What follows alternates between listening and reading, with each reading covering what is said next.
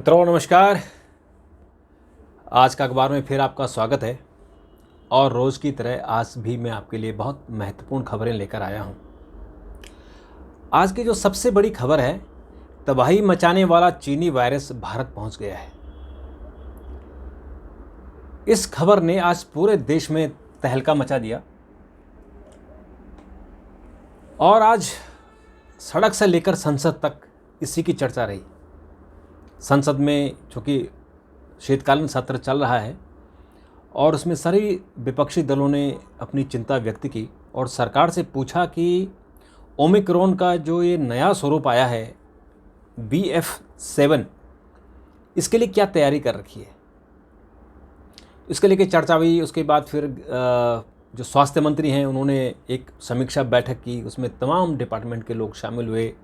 नीति आयोग के सदस्य BK Paul और एम्स के डायरेक्टर, हेल्थ सेक्रेटरी और उन तमाम विभागों के सचिव जो इनसे जुड़े हुए हैं। तो ये तबाही मचाने वाला जो चीनी वायरस है, कोविड जिसको बोलते हैं कोरोना वायरस, कोव SARS-2, इसका जो ओमिक्रॉन वेरिएंट है, उस वेरिएंट का एक नया उप स्वरूप आया है, यानी उसका भी एक सब कैटेगरी आ गई है। उसका नाम है BF7। अभी तक वैसे अभी लेटेस्ट खबर है कि 4 केस आ गए हैं। उसमें से गुजरात में 2 केस हैं और उड़ीसा में 1 केस है। एक और केस की जांच हो रही है, शायद वो महाराष्ट्र में है।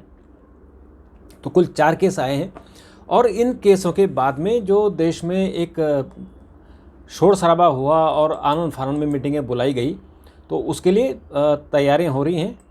और आज जो स्वास्थ्य मंत्री ने तैयारी की थी, एक समीक्षा बैठक की, उसमें उन्होंने कहा कि अधिकारियों को सजग रहने की और निगरानी बढ़ाने की ज़रूरत है। और उन्होंने निर्देश भी दिया कि कोई भी अधिकारी किसी भी स्तर पर इसमें कोताही न बरते, क्योंकि ये पिछले वाला आपने देखा होगा कि जो सेकंड वेव आई थी, तो उसमें हिंदुस्तान में 4 लाख लोग मरे थे और पूरी दुनिया में अगर हम बात करें तो 1 करोड़ से अधिक लोग मरे थे। अकेले US में ही 20 लाख लोग मर गए थे। तो चारों तरफ तबाही मची थी, लोग मर रहे थे और बड़ी सांसत में थी जान। तो ये वायरस ना आए, हालांकि ये बड़ी ख़तरनाक बात है कि चीन से जब ये चीन में तबाही मची है, चीन में लोग लाशें गिर रही हैं और वहाँ के राष्ट्रपति शी जिनपिंग ने जब वहाँ पे जीरो टॉलरेंस पॉलिसी की थी, तो लोग सड़कों पर उतर आए थे। तो अब लोग जब सड़कों पर उतर आए तो उन्होंने भी फिर सब कुछ खोल दिया, फिर जो जीरो टॉलरेंस पॉलिसी उसको ख़त्म कर दिया। तो उसके बाद चीन में बहुत तेज़ी से ये वायरस फैला और वहाँ पे ऐसी खबरें आ रही, चूँकि वहाँ पर मीडिया स्वतंत्र नहीं है, इसलिए वहाँ से खबरें नहीं आ रही। पर जो वैसे खबरें छन कर जो खबरें आ रही है, उसमें ऐसा कहा जा रहा है कि लाखों लोग वहाँ मर रहे हैं। और चूँकि हिंदुस्तान और चीन के बीच में जो फ़्लाइट है वो बंद नहीं हुई है, तो स्वाभाविक तौर पे है कि वहाँ से वेरिएंट आएगा। और 4 केस आज भारत में आ चुके हैं। तो ये बहुत ही एक चिंताजनक बात है। और इस चिंता को देखते हुए ये जो स्वरूप है BF7, इसमें संक्रमण की व्यापक क्षमता है और ये ओमिक्रॉन के स्वरूप BA5 का उप स्वरूप है और इसमें संक्रमण की व्यापक क्षमता होती है। इसमें इम्यूनाइजेशन अवधि कम होती है, मतलब ये आपको संक्रमित करेगा लेकिन जल्दी ठीक हो जाएगा। जैसे पिछले वाला था वो 7 दिन में ठीक होता था, तो ये हो सकता है कि 5 दिन में ठीक हो जाए। और ये उन लोगों में ज़्यादा संक्रमण की क्षमता इसमें होती है जिनमें संक्रमण पहले से ही है, यानी जिसको पहले कोविड हो चुका है, उन पर ज़्यादा खतरा है। और यह America, Britain, Belgium, Germany, France, Denmark और यूरोप के अन्य देशों में फैल चुका है, यानी वहाँ इसकी जो इसकी उपलब्धता है, केसेस हैं वहाँ मिले हैं। और जो आज दिल्ली सरकार में भी इस बारे में बैठक हुई और जो दिल्ली के उपराज्यपाल हैं उन्होंने भी अपनी एक बैठक ली और एक समीक्षा बैठक ली। और इसके बाद जो डॉक्टर पॉल हैं उन्होंने कहा कि भीड़भाड़ वाले स्थानों पर न जाएं और जो टीका है, जिन्होंने डबल डोज लगाई है वो जो प्रिकॉशनरी टीका है, जिसको बूस्टर डोज हम कहते हैं, थर्ड डोज, उसको लगा लें। तो चारों तरफ से आज इस तरह की खबरें आई हैं और देश के कोरोना के जो और कोरोना है इस हमारे देश में जो अभी तक कोरोना है उसके 131 मामले नए मामले आए थे। तो उसमें 3 मामले ये जो BF7 है उसके मामले आए हैं। तो उसके अलावा जो पूनावाला हैं, जो सीरम इंस्टीट्यूट ऑफ इंडिया के CEO अडार पूनावाला, उन्होंने कहा है कि देश को चिंतित होने की ज़रूरत नहीं है, क्योंकि उन्होंने हमारे पास वृहद टीकाकरण और बेहतर रिकॉर्ड है, क्योंकि हमने बहुत टीका उपलब्ध कराया है पूरे देश को, तो इसलिए घबराने की ज़रूरत नहीं है और हम आपको ये टीका अगर ज़रूरत पड़ी तो उपलब्ध कराएंगे। FCRA कानून का दुरुपयोग बहुत चला लिया आपने। अब आपकी सरकार थी। आज केंद्रीय गृह मंत्री अमित शाह ने विदेशी अंशदान विनियमन अधिनियम FCRA, जिसको बोलते हैं फॉरेन कंट्रीब्यूशन रेगुलेशन एक्ट, इसका दुरुपयोग हुआ था जब UPA सरकार थी। तो इसके उपयोग के कारण कांग्रेस के जो संगठन हैं, जैसे राजीव गांधी फाउंडेशन है, जवाहरलाल फाउंडेशन है, इस तरह के जो फाउंडेशन कांग्रेस के बहुत सारे हैं, उनको विदेशी पैसा आता था, खासकर उसमें चीन से भी आता था। तो आज गृह मंत्री ने जब लोकसभा में 193 के तहत चर्चा हो रही थी, तो उन्होंने कहा कि बहुत आपने इसका दुरुपयोग किया था, तो अब हम ये सरकार नहीं करने देगी। और आज कोविड के कारण ही मांडविया ने, जो हमारे स्वास्थ्य मंत्री हैं, उन्होंने चिट्ठी लिखी है राहुल गांधी को कि जो आपकी भारत जोड़ो यात्रा है उसको निलंबित कर दें, क्योंकि आपकी जो यात्रा है उसमें बहुत सारे लोग शामिल हो रहे हैं और ये कोविड का जो नया वेरिएंट आया है ये खतरनाक है। तो ऐसा ना हो कि आपकी यात्रा के कारण ये संक्रमण ज़्यादा लोगों को फैले। तो उन्होंने, तो कांग्रेस ने आज इस पर सवाल किया और कहा कि आप केवल भारत जोड़ो यात्रा को ही क्यों निशाना बना रहे हैं। तो आप जो है आप इस तरह के काम न करें और जो देश में सबके लिए जो रूल लागू होगा वो कांग्रेस पर भी लागू होगा।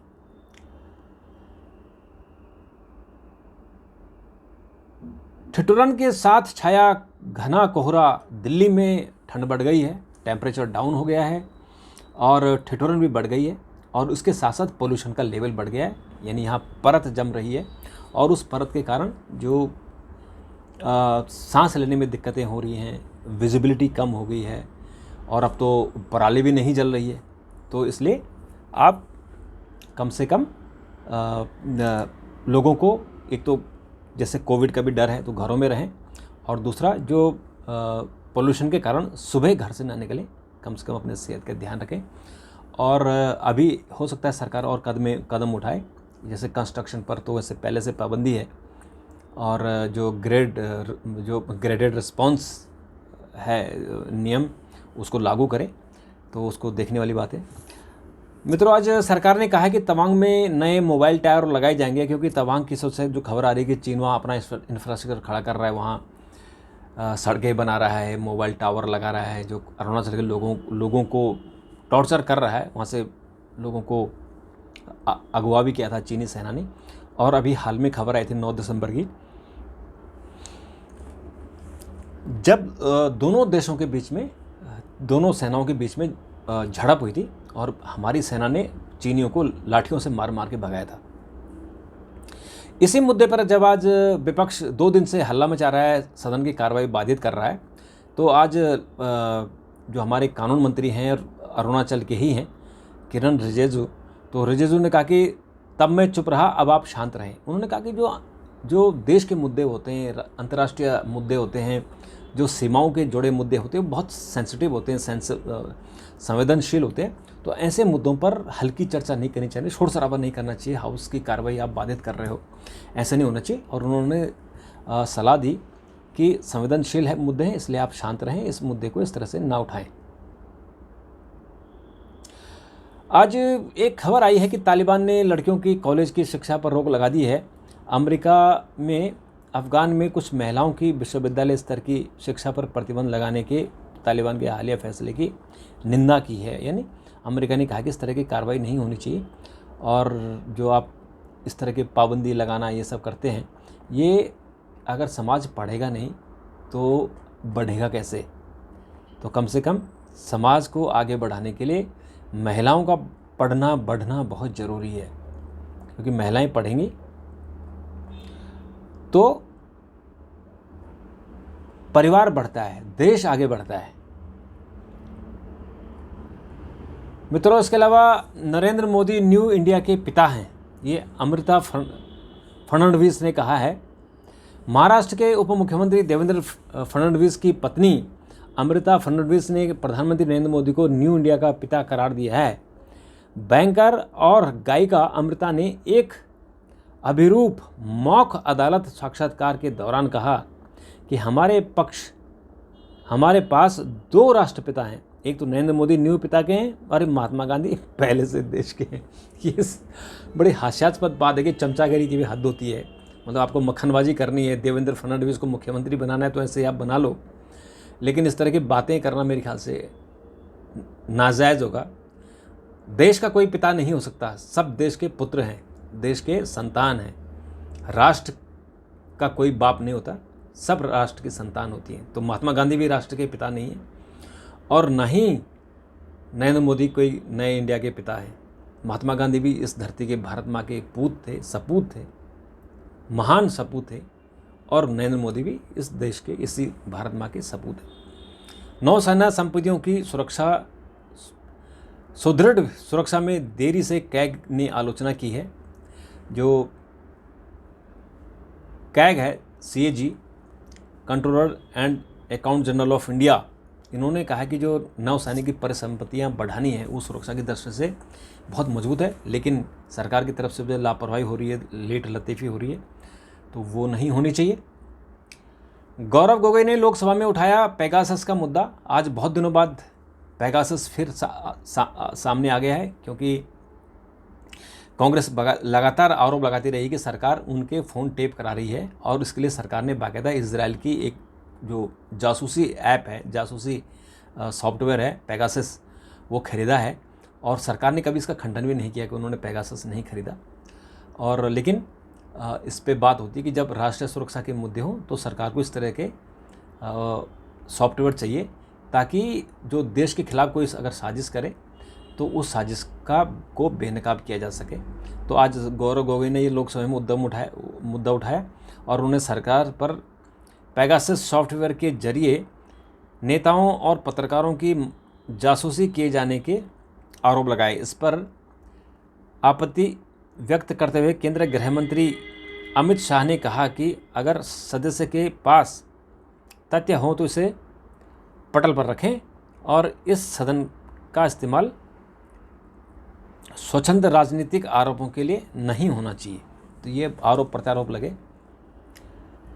मादक पदार्थों के खिलाफ सरकार की जीरो टॉलरेंस नीति है। आज मादक पदार्थों को लेकर संसद में जब चर्चा हुई तो उस चर्चा को लेकर सभी विपक्षी दलों ने चिंता जताई और एक संकल्प पास भी हुआ लोकसभा से, और उसमें कहा गया कि पूरा देश मादक पदार्थ की तस्करी, खरीद फरोख्त, उसका ट्रांसपोर्टेशन और उपयोग के लिए चिंतित है और इसका उपयोग नहीं होना चाहिए, इस पर पाबंदी होनी चाहिए। तो आज गृह मंत्री ने कहा कि हमारी सरकार की इसमें जीरो टॉलरेंस पॉलिसी है और हम कहीं से भी, चाहे वो सीमा पार से हो चाहे देश की सीमाओं के अंदर हो, मादक पदार्थों की आवाजाही, उसके ट्रांसपोर्टेशन नहीं होने देंगे। और एयरपोर्ट पर कंप्यूटर टोमोग्राफी तकनीक वाले स्कैनर की सिफारिश की गई है। नियामन सुरक्षा निगरानी संस्था BCAS ने हवाई अड्डों पर कंप्यूटर टोमोग्राफी तकनीक पर आधारित स्कैनर लगाने की सिफारिश की है। इन्होंने कहा कि ताकि इससे टोमोग्राफी तकनीक से जो स्कैनिंग होती है उससे और क्लैरिटी आ जाती है। जैसे हैंडबैग वगैरह या इलेक्ट्रॉनिक उपकरण होते हैं उसमें निकालने की ज़रूरत नहीं। जैसे अभी हम क्या करते हैं कि मोबाइल को या हैंडबैग से सामान निकाल लेते हैं और उसको अलग ट्रे में रखते हैं, फिर उसकी स्कैनिंग होती है। तो ये जब टोमोग्राफी आ जाएगी तो उसके निकालने की ज़रूरत नहीं, जो आपके जेब में रहेगा उसी से ही स्कैन हो जाएगा। तो ये भी एक नई टेक्नोलॉजी आई है, ये लगाई जाएगी। आपको मित्रों याद है कि 2025 में प्रयागराज में महाकुंभ होना है और उस कुंभ के लिए उत्तर प्रदेश सरकार अभी से तैयारी कर रही है। तो योगी आदित्यनाथ जो मुख्यमंत्री हैं, उन्होंने कहा कि कुंभ से पहले गंगा को अविरल बनाया जाएगा। उन्होंने संकल्प लिया, क्योंकि गंगा को जो इलाहाबाद में तक जाते जाते गंगा का जो बहाव है वो कम हो जाता है, क्योंकि उसमें बहुत सारे बांध हैं। बांध के अलावा उसमें नहरें हैं जगह जगह। उत्तर प्रदेश में कई नहरें हैं जो हरिद्वार से हैं अलग हैं, बिजनौर से अलग हैं, कई जगह से गंगा से नहरें निकलती हैं। और उसके बाद इलाहाबाद में जाके तो गंगा बहुत प्रदूषित हो जाती है। बहुत ही दुख होता है गंगा जी को देखकर कि वहाँ कितना गंदगी फैला रखी है लोगों ने। तो पिछली बार तो लोगों ने बड़ी तारीफ़ की थी जब कुंभ हुआ था कि गंगा जी में लोगों ने डुबकी लगाई थी। इतना साफ़ हो गया था पानी कि लोग डुबकी लगाते थे। अदरवाइज़ इससे पहले जब लोग जाते थे तो डुबकी लगाने लायक भी पानी नहीं रहता था, इतना गंदा हो जाता था। तो इस बार इनका संकल्प है कि फिर हम उसको इस तरह से करेंगे कि ताकि गंगा का पानी अविरल रहे और इतना साफ़ हो जाए कि लोग कम से कम नहा लें और आचमन ले सकें। राहुल गांधी की भारत जोड़ो यात्रा हरियाणा नूह पहुंच गई है और यहाँ राहुल गांधी ने भारतीय जनता पार्टी पर निशाना साधते हुए कहा कि लड़ाई दो विचारधाराओं के बीच की है, एक जो कुछ चुनिंदा लोगों को फ़ायदा पहुंचाती है, जबकि दूसरी लोगों को, किसानों, मजदूरों की आवाज़ उठाती है। तो उन्होंने कहा कि दो विचारधाराएं हैं और उसी विचारधारा को लेकर वो भारत जोड़ो यात्रा शुरू कर रहे हैं। मित्रों, इसके अलावा जॉर्जिया से लौटी मेडिकल की एक छात्रा ने महाराष्ट्र में सरपंच का चुनाव जीता है। इस लड़की ने, यशोधरा सिंह है, ये डॉक्टर बनने गई थी जॉर्जिया, और जब वहाँ से लौटी, यहाँ से ने चुनाव लड़ा तो ये सरपंच बन गई है। और ये इसकी किस्मत है, ये किस्मत को कुछ और मंजूर होता है। उसकी किस्मत राजनीति में थी तो राजनीति में आ गई है और उसने वो कह रही है कि ये वो किसान समुदाय के कल्याण के लिए काम करेगी और समाज में अच्छा काम करना चाह रही है। गंध पहचान क्षमता में कमी लॉन्ग कोविड का सर्वाधिक व्याप्त लक्षण है। जिन लोगों को कोविड हुआ है उनमें जो सबसे ज़्यादा, सबसे दूरगामी जो नुकसान हुआ है कि वो गंध पहचानने में उनकी क्षमता वो कमज़ोर हो गई। यानी वो बास जो गंध होती है, जो स्मेल होती है, उसको नहीं पहचान पा रहे कि ये बैड स्मेल है या गुड स्मेल है, या स्मेल है या नहीं है। उनको स्वाद से प्रॉब्लम हो रही है, वो सूंघ नहीं पा रहे, खुशबू तक नहीं सूंघ पा रहे। तो ये कोविड का ये जो स्टडी हुई है उस स्टडी में इस बात का खुलासा हुआ है। अगर आपको याद हो, नेपाल में भी चुनाव हुए थे, किसी भी दल को उसमें बहुमत नहीं मिला था। तो उसमें जो कांग्रेस पार्टी है और वहाँ का जो कम्युनिस्ट पार्टी है प्रचंड, ये दोनों मिलकर सरकार बनाएंगे। तो अभी वहाँ प्रधानमंत्री हैं जो देवबा, तो देवबा कांग्रेस पार्टी के दोबारा से संसदीय दल के नेता चुने गए हैं। और देवबा ने जहाँ 64 वोट मिले, वहीं पार्टी महासचिव गगन कुमार थापा को 25 वोट मिले। तो इन दोनों में मुकाबला हुआ था और अब ये तय करेंगे कि क्या जो सरकार किसकी बनेगी। क्या अगर देवबा ही कंटिन्यू करेंगे या फिर वो प्रचंड को बना सकते हैं। समुद्री जल दस्युता रोधी विधेयक 2022 को संसद से मंजूरी मिल गई है। आज राज्यसभा से पारित हो गया, लोकसभा से पहले ही पारित हो गया था।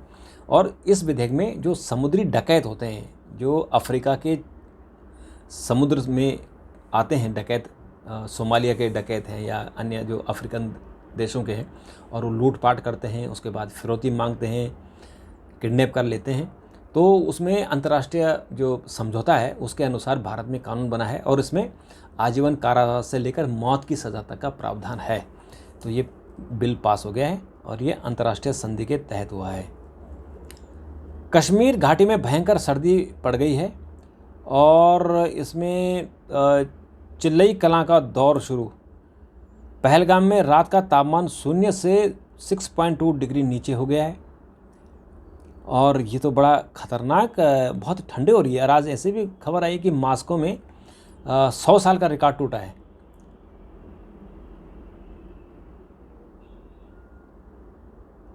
तो ये इस तरह से खबरें आ रही है। ब्यूनस आयर्स के सड़कों पर उतरे लाखों लोग, खिलाड़ियों ने की हवाई परेड।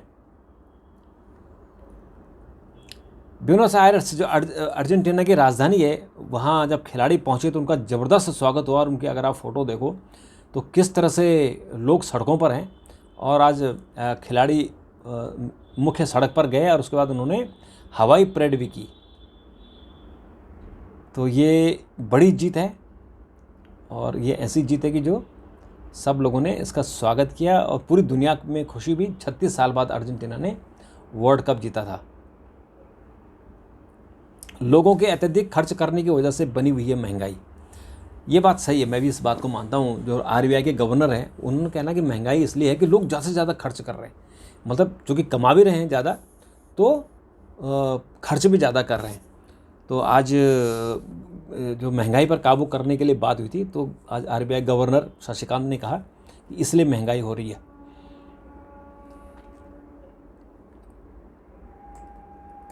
सात फीसद से ज़्यादा रहेगी अर्थव्यवस्था की, ये फर्जी खबरें लोग देते रहते हैं।